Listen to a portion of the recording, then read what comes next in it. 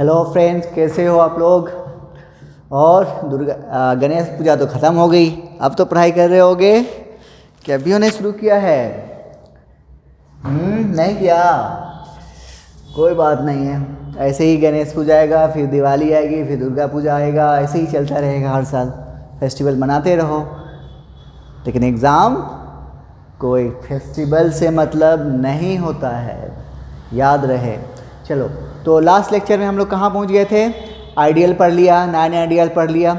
एक छोटा सा टॉपिक है, जब कोलिगेटिव प्रॉपर्टी शुरू करने से पहले वो हम पढ़ेंगे। हेडिंग डालेंगे एजियोट्रोप्स।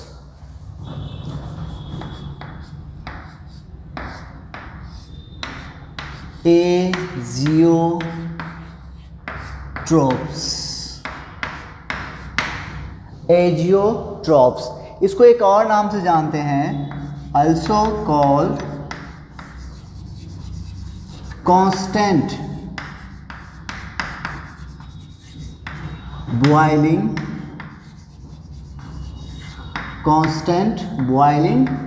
mixture। एजियोट्रोप्स को एक नाम क्या और है? Constant boiling mixture. ये होता क्या है? ये एक नॉन आइडियल सॉल्यूशन है। क्या है ये? एक नॉन आइडियल सॉल्यूशन है जिसका कंपोजिशन लिक्विड फेज और वेपर फेज दोनों में क्या होता है? सेम होता है। फिर से समझेंगे, एजियोट्रोप्स क्या होता है? वो नॉन आइडियल सॉल्यूशन जिसके पास क्या हो? लिक्विड फेज में और वेपर फेज में, दोनों फेज में क्या हो?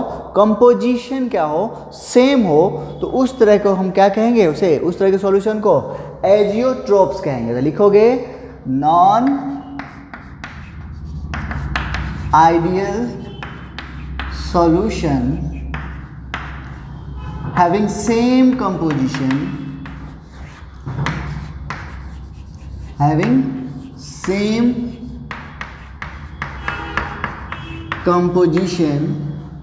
in both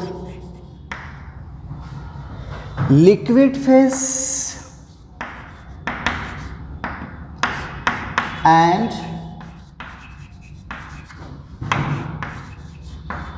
vapour phase. दोनों ही फेज में कंपोजिशन क्या होता है? सेम होता है।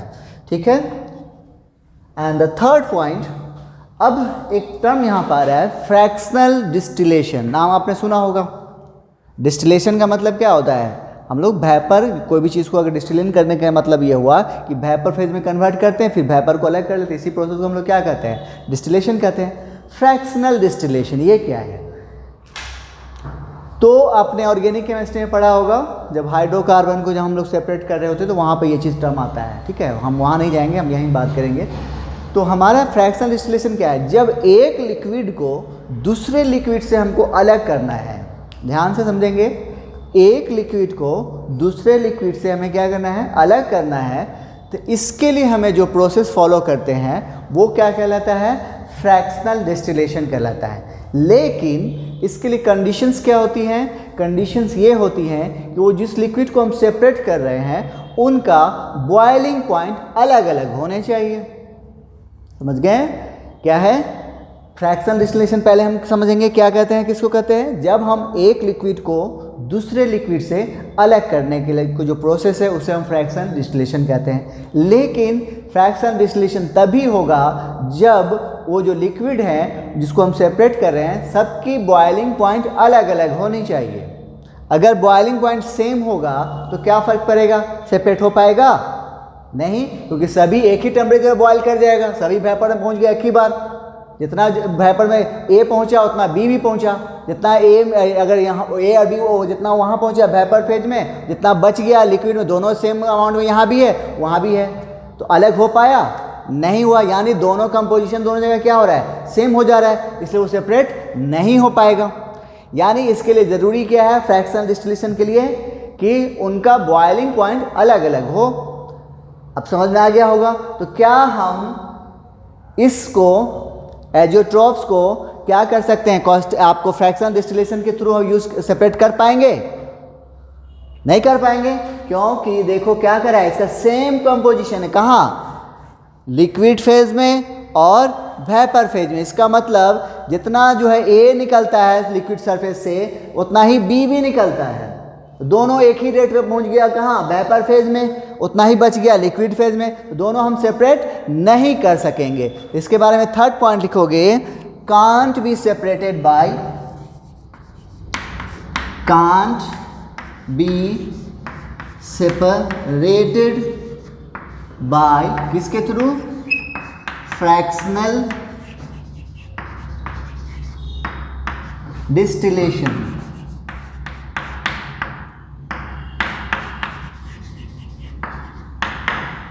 Can't be separated by fractional distillation के थ्रू हम इसे सेपरेट नहीं कर सकते।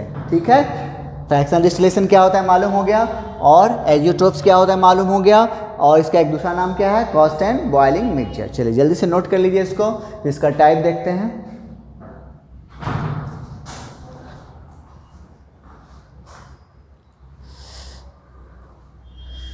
ठीक है, चलो हेडिंग डालो, types of azeotropes, types of azeotropes, types of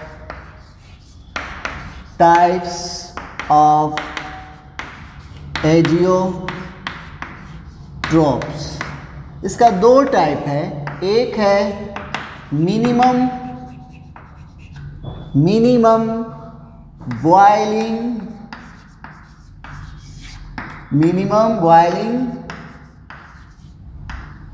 azeotropes एक, दूसरा है मैक्सिमम बॉइलिंग एजियोट्रोप्स। यानी हमारे पास एजियोट्रोप्स के टाइप कितने हैं, दो टाइप है, एक मिनिमम है या दूसरा मैक्सिमम है। अब आइए नोट कर लीजिए इसको, फिर एक एक करके देख लेते हैं। कर लिए, आ जाओ। तो पहला हेडिंग डालो, मिनिमम बॉइलिंग एजियोट्रोप्स। मिनिमम, पहला है मिनिमम बॉइलिंग एजियोट्रोप्स।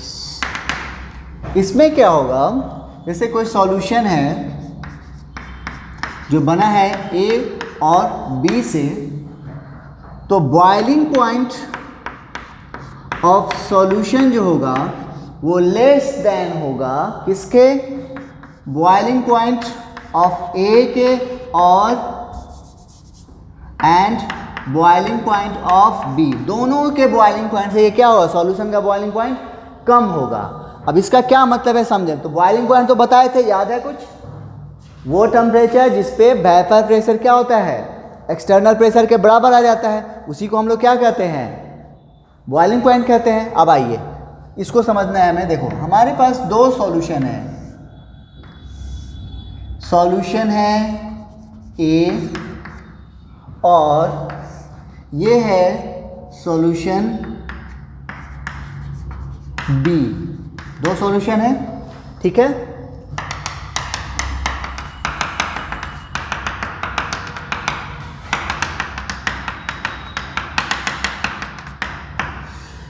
ओके। अब आइए यहाँ पे वेपर प्रेशर जो बन रहा है वो है 0.5 atm, और यहाँ पे जो वेपर प्रेशर है वो है 0.2 atm। ठीक है, P एक्सटर्नल दोनों जगह 1 atm है,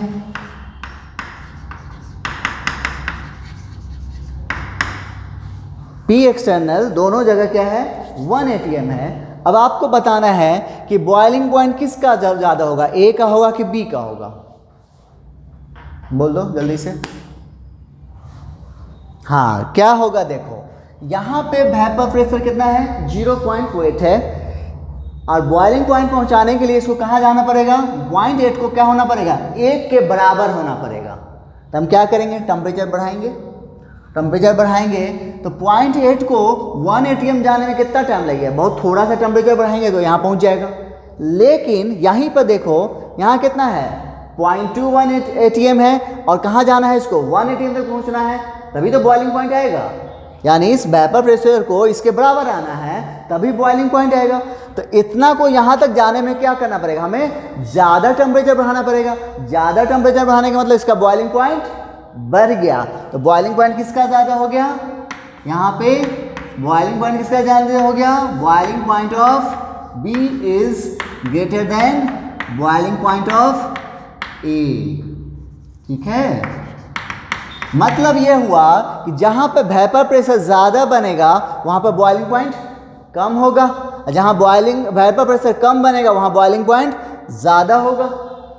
तो आपको याद होगा नॉन आइडियल सॉल्यूशन में दो पढ़े थे हम लोग, एक पॉजिटिव डेविएशन और दूसरा नेगेटिव डेविएशन। तो पॉजिटिव डेविएशन का मतलब क्या था कि वहाँ पे सॉल्यूशन का वेपर प्रेशर उसके कंपोनेंट के कंपेयर में क्या था, ज़्यादा था, यानी वहाँ पे वेपर प्रेशर ज़्यादा बन रहा था। हम लोग पढ़ रहे हैं मिनिमम बॉइलिंग एजियोट्रोप, यानी यहाँ पे हमें बॉइलिंग पॉइंट कम होना है। इसका मतलब ये वाला का कौन सो करेगा, पॉजिटिव डेविएशन वाला या नेगेटिव डेविएशन वाला, हाँ कौन सो करेगा, जो पॉजिटिव डेविएशन शो करेगा, किससे, रॉल्स लॉ से। तो लिखोगे इसके बारे में solution which shows solution which shows positive deviation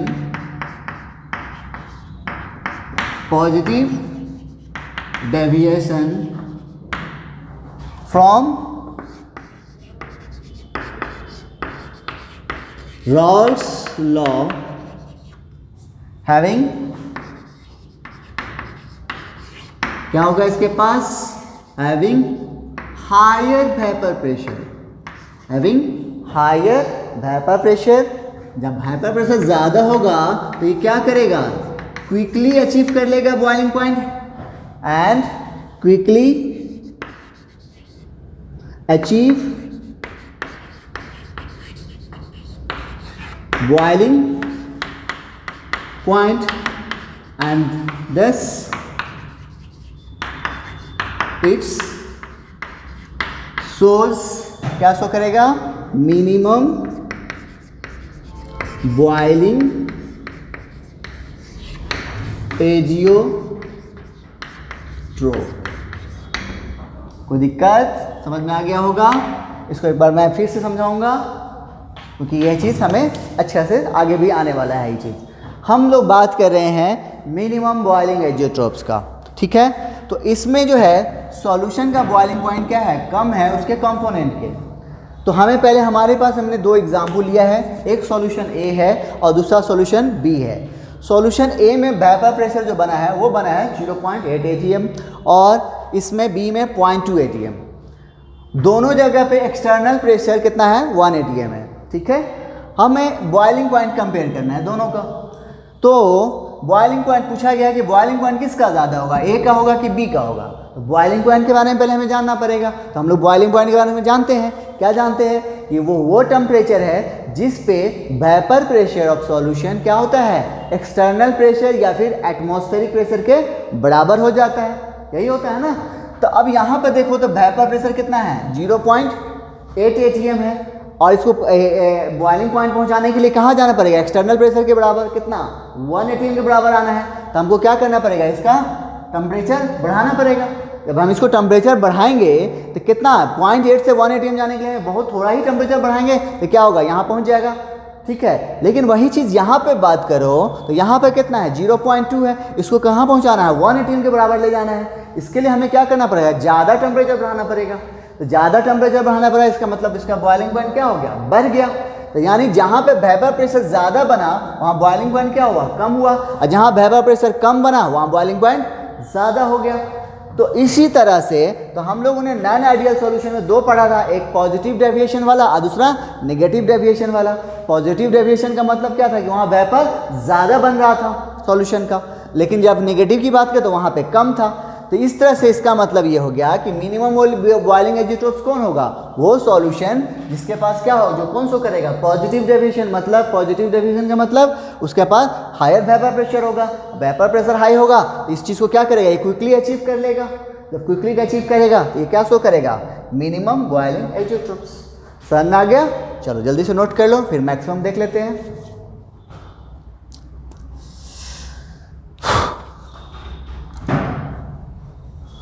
कर लिए? चलो दूसरा है हमारा मैक्सिमम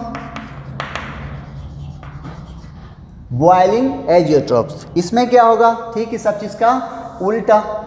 अब यहाँ पे सॉल्यूशन का जो बॉइलिंग पॉइंट है वो क्या होगा, ज़्यादा होगा। तो ये कौन शो करेगा, जहाँ पे वेपर प्रेशर कम बनेगा, मतलब सॉल्यूशन विच शोज, बोलो क्या होगा यहाँ पे, negative deviation from Rawls law having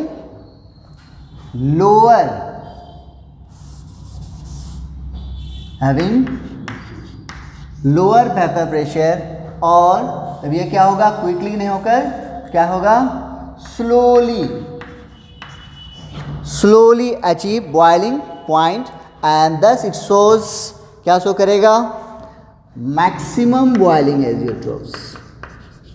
okay, चलो जल्दी से नोट कर लो, फिर हम लोग शुरू करते हैं कोलिगेटिव प्रॉपर्टीज।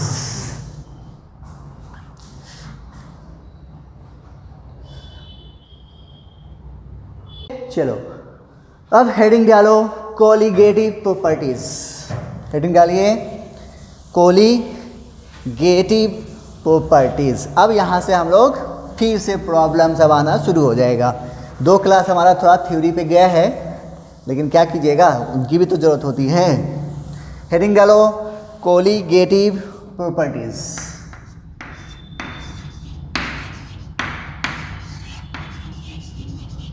कोलिगेटिव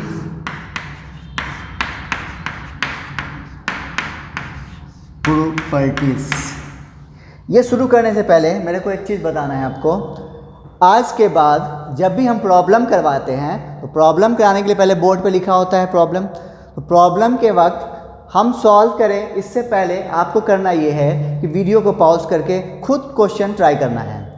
क्या करना है, हम जैसे क्वेश्चन लिखते हैं तो आपको क्या करना, मैं 10 सेकंड का वक्त दूंगा कि आप सॉल्व करो। तो 10 सेकंड हमें, क्योंकि हम वो आगे ज़्यादा टाइम नहीं दे सकते, 10 सेकंड ऐसे मैं बोलूँगा इसको कुछ सॉल्व करो, और उसके बाद आपको वीडियो को पॉज करना है, एंड देन फिर हम जब देखें आप मिलाओगे कि क्या आया answer.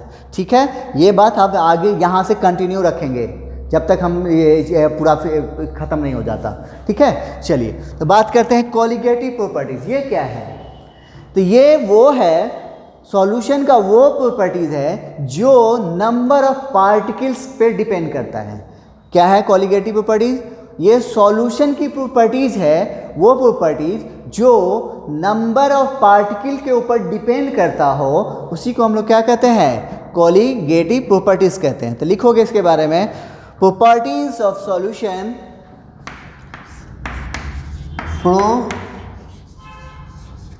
Properties of solution which depends on किस पे, नंबर ऑफ पार्टिकल्स पे। प्रॉपर्टीज ऑफ सॉल्यूशन जो क्या करता हो, नंबर ऑफ पार्टिकल पे डिपेंड करता हो, उसी को क्या कहेंगे, इज कॉल्ड कोलिगेटिव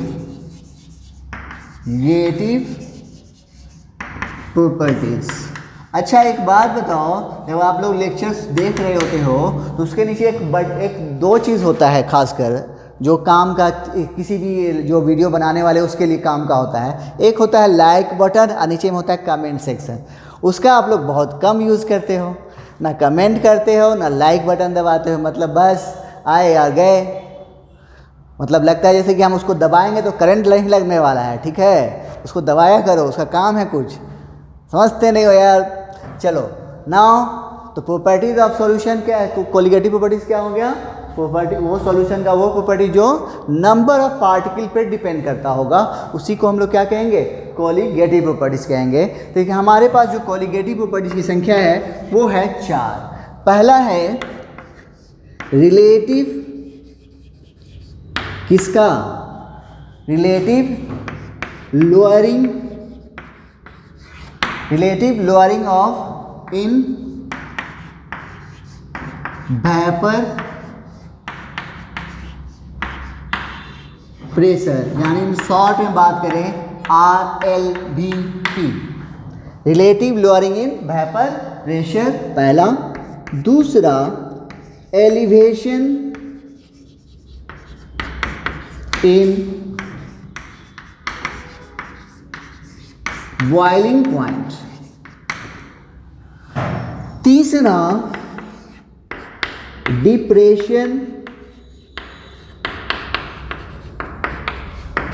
इन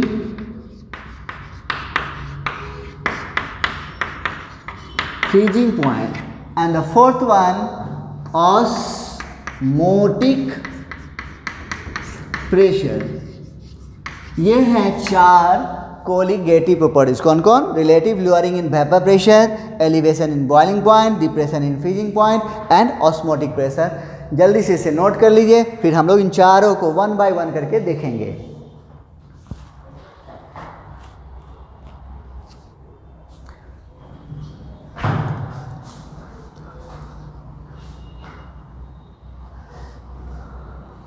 कर लिए? चलो हेडिंग डालो। सबसे पहला relative lowering in vapour pressure. तो थोड़ा सा हम लोग इसके बारे में पढ़ चुके हैं। कहाँ? Rawls law case 2। याद आया कुछ? जब सॉल्यूशन में सिर्फ एक ही वोलेटाइल कंपोनेंट होता है तब वाला केस। चलो हेडिंग डालो। पहला relative lowering in vapour pressure यानी RLVP। ये क्या है? देखो होता ये है कि जैसे अब हमारे पास एक सॉल्व हमने लिया है वाटर। क्या लिया है? ये है वाटर। क्या है? वाटर है। ठीक है। तो अभी ये इसमें कुछ भी नहीं है, तो ये प्योर कंडीशन में इसका वेपर प्रेशर होगा P0, जानते हैं हम लोग। अब इसको हमें सॉल्यूशन तैयार करना है, तब हमने इसमें ऐड किया है नॉन वोलेटाइल सॉल्यूट। क्या किया है? ऐड किया है नॉन वोलेटाइल सॉल्यूट। तब ये क्या हो गया? ये हो गया हमारा सॉल्यूशन। तब इसका वेपर प्रेशर कुछ होगा, तो इसको हम बोलेंगे P सॉल्यूशन। तो अब हमें पता करना है कि इन दोनों में वेपर प्रेशर किसका ज़्यादा होगा? P0 का वैल्यू ज़्यादा होगा या P सॉल्यूशन का वैल्यू ज़्यादा होगा? तो P0 का वैल्यू ज़्यादा होगा। ये तो हम लोग पहले वेपर प्रेशर के आप जो पढ़े थे कंडीशन वहीं पे आ गया था। अब ऐसे भी आप देखो, ये क्या है? यहाँ पे अभी कुछ नहीं था तो वेपर बन रहा है। अब इसमें ऐड किया हो नॉन वोलेटाइल, तो ये इसमें डाले तो ये क्या करेगा? कम से कम ये वेपर तो बना नहीं रहा है, दूसरा ऊपर से क्या करेगा? आप जो हीट दे रहे हो वेपर बनाने के लिए उसको भी कंज्यूम करेगा। पहले इसमें कुछ नहीं था तो जो भी हीट दिए सब वेपर में कन्वर्ट हो रहा है, वाटर को कन्वर्ट कर रहा है। लेकिन यहाँ पे आप जब इसको हीट कर रहे हो तो कुछ हीट को ये भी कंज्यूम कर रहा है। एक तो बना भी नहीं रहा है और ऊपर से कंज्यूम भी कर रहा है, तो ऑब्वियसली वेपर प्रेशर क्या होगा? कम होगा। मतलब यहाँ पे P0 का वैल्यू क्या होगा? ज़्यादा होगा। किससे? PS से होगा। ओके, आइए अब तो लोअरिंग इन वेपर प्रेशर की बात करें, लोअरिंग इन वेपर प्रेशर या फिर decrease in vapour pressure. Lowering in vapour pressure या डिक्रीज, यानी कितना डिक्रीज हुआ। इसमें वाटर में जब हमने नॉन वोलेटाइल सॉल्यूट ऐड किया तो कितना वेपर घटा। तब क्या करेंगे? डिफरेंस निकालेंगे। कैसे? P0 माइनस PS होगा ना।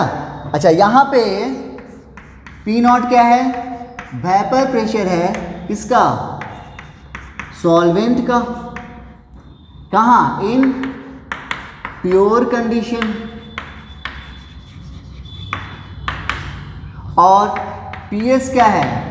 वेपर प्रेशर है। किसका? सॉल्यूशन का। ओके अच्छा, तो लोअरिंग वेपर प्रेशर हमारे पास क्या आ गया? P0 minus PS। कभी कभी ये भी पूछता है कि लोअरिंग इन वेपर प्रेशर बताइए या फिर डिक्रीज इन वेपर प्रेशर, तो आपको इसका मतलब क्या पूछ रहा है? P0 माइनस PS, तो इसको हम लोग डेल्टा PV कहते हैं। ओके, और हम लोग बात कर रहे हैं किसका? रिलेटिव का। किसके? लोअरिंग के। Relative lowering in vapour pressure बराबर P0 minus PS by P0। Relative lowering vapour pressure क्या हो गया? P0 minus PS by P0, जबकि लोअरिंग इन वेपर प्रेशर क्या हो गया? P0 minus PS। ठीक है, यहां तक नोट करो जल्दी से।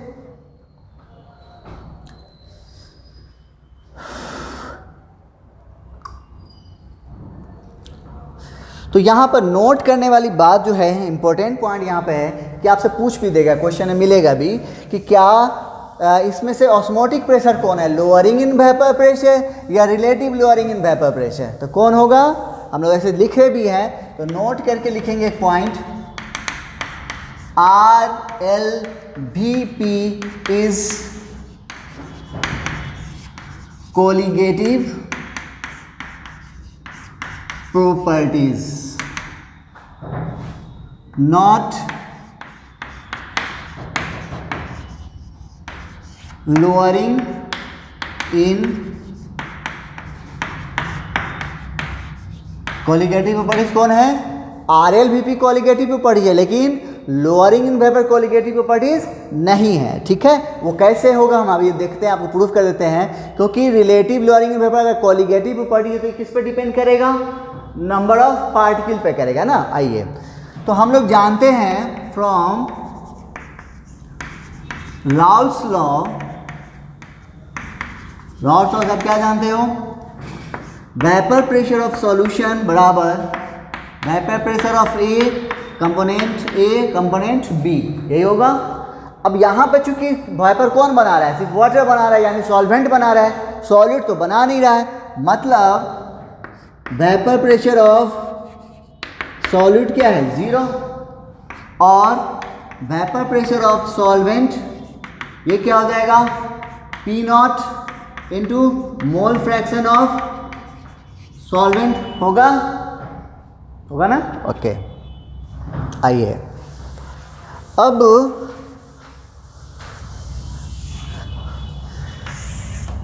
तो लोअरिंग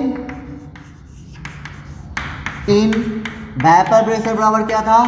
P0 माइनस PS। अब वैल्यू पुट करो, P0 minus vapour pressure of solution, ये किसके बराबर हो जाएगा? यहां पर रखो इसको, तो किसके? सॉल्वेंट के बराबर हो जाएगा, यानी P0 into mole fraction of solvent होगा। अब इसको हम यहां पर लिख रहे हैं P0 माइनस PS बराबर P0 1 माइनस X सॉल्वेंट, है ना। या अब इसको अगर करो तो ये क्या हो जाए? Mole fraction of solute. लेकिन देखो तो लोअरिंग इन वेपर प्रेशर सिर्फ सॉल्यूट पे मोल फ्रैक्शन तो डिपेंड नहीं कर रहा, साथ साथ यहाँ पर ये भी P0 पे भी डिपेंड कर रहा है। लेकिन हमने अभी पढ़ा है कि कोलिगेटिव प्रॉपर्टीज क्या है? RLVP है। तो अब इसका मतलब हम इधर जब P0 को इधर लेके आ जाओ, अब तो P0 minus PS by P0 बराबर देखो तो क्या आ गया? Mole fraction of solute. देखो आया ना, आ गया। इसी को हम लोग क्या कहते हैं? RLVP। ध्यान से देखो, अगर ये नहीं पूछेगा तब तो फिर आप नॉर्मल जो जानते हो कैसे करके भी निकाल लो अब। लेकिन जब अगर relative lowering in vapour pressure पूछेगा तो अब आपको ये फार्मूला यूज करना पड़ेगा, क्या? P0 minus PS by P0 बराबर मोल फ्रैक्शन ऑफ सॉल्यूट। ठीक है, चलो जल्दी से नोट करो यहाँ तक।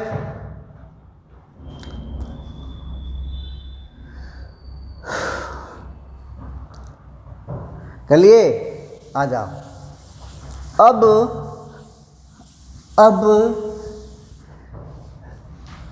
Now P not minus P S by P not, इसी को हम लोग क्या बोलते हैं, RLBP बराबर क्या है, मोल फ्रैक्शन किसका, सॉल्यूट का। बोलो बराबर क्या होगा, मोल ऑफ सॉल्यूट और नीचे में मोल of solute plus mole of solvent. तो ये तो हो गया relative lowering in vapour pressure का फॉर्मूला फॉर सॉल्यूशन। लेकिन अगर सॉल्यूशन बहुत डाइल्यूट है, क्या है, सॉल्यूशन बहुत डाइल्यूट है, मतलब इसका क्या मतलब हुआ कि सॉल्यूशन में सॉल्यूट का अमाउंट सॉल्वेंट के अमाउंट में क्या है, बहुत कम है, तब क्या होगा, तो for very dilute solution, for very dilute solution अगर है तब वहां पे RLBP बराबर P naught minus P S by P not बराबर क्या हो जाएगा, N solute by N solvent. किसके लिए ये, फॉर वेरी डाइल्यूट सॉल्वेंट। ऐसा क्यों हुआ, since N solute plus N solvent, इसके कंपेयर में इसका अमाउंट बहुत कम है, तो हम क्या करेंगे, इसको नेगलेक्ट कर देंगे, तो यहाँ पर क्या हो जाएगा, N सॉल्वेंट। तो इस तरह से ये फार्मूला अब ये हो गया। फर्क ये है कि ये आप जनरलाइज यूज करोगे, लेकिन अगर आपको क्वेश्चन में ये टर्म यूज करता है कि फॉर वेरी डाइल्यूट सॉल्यूशन, तब आप ये यूज करोगे। ठीक है, जल्दी से नोट कर लो।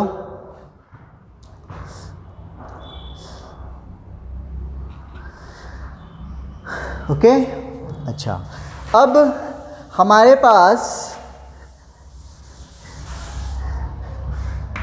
RLBP बराबर है P not minus P S by P not बराबर मोल फ्रैक्शन ऑफ सॉल्यूट।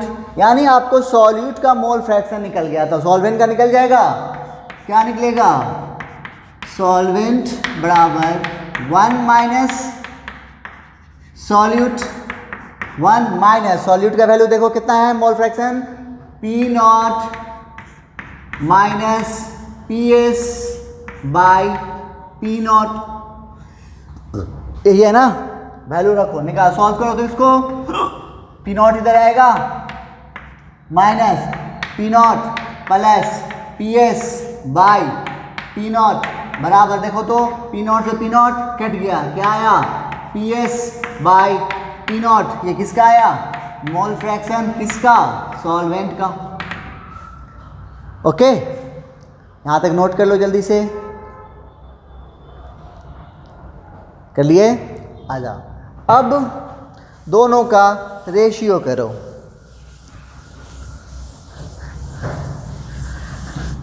तो P naught minus P S by P not into, वहां देखो क्या है, P S by P not बराबर, ये किसका है, मोल फ्रैक्शन, इसके बराबर mole fraction of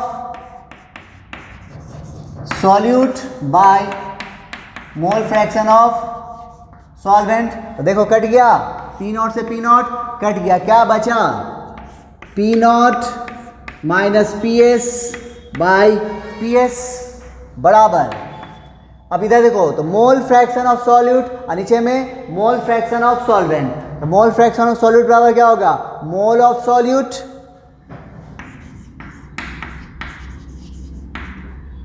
bye n total, फिर mole of solvent by n total. होगा। तो देखो तो n टोटल से n टोटल कट गया, क्या बचा इधर, mole of solute by mole of solvent. इस फार्मूला से हम थोड़ा सा पहले मिले थे, है ना। इस फार्मूला से हम लोग सेकेंड केस में रॉल्स लॉ में मिला था, लेकिन इससे नहीं मिले थे। किससे, इससे नहीं मिले थे। तो ये है relative lowering in vapour pressure. ये relative lowering in vapour pressure नहीं है, ध्यान रहे।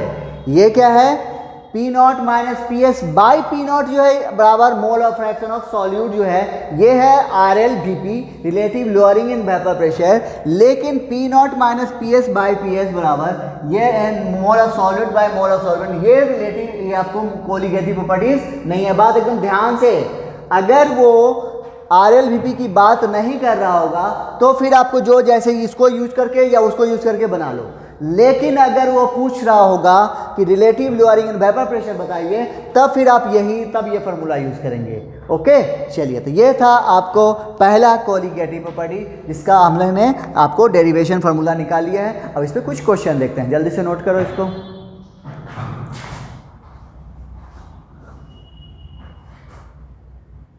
चलो, तो ये एक क्वेश्चन मैंने बोर्ड पर टांगा हुआ, चूंकि आप लोग इसके बारे में थोड़ा सा पहले से जान रहे हो और मेरा लेक्चर जो हो गया थोड़ा लंबा हो गया है, 30 क्रॉस कर गया है, तो इस क्वेश्चन को मैं होमवर्क के लिए छोड़ रहा हूँ। नेक्स्ट क्लास में हम लोग पहले कुछ क्वेश्चन और करेंगे और फिर आगे दूसरा कोलिगेटिव प्रॉपर्टीज पे बढ़ेंगे। तो ये आपका रहा HW, ठीक है। चलिए, नोट कर लीजिए, इसको सॉल्व करके हमें बताइए क्या है आंसर। ओके, तो मिलते हैं नेक्स्ट लेक्चर में। Thank you.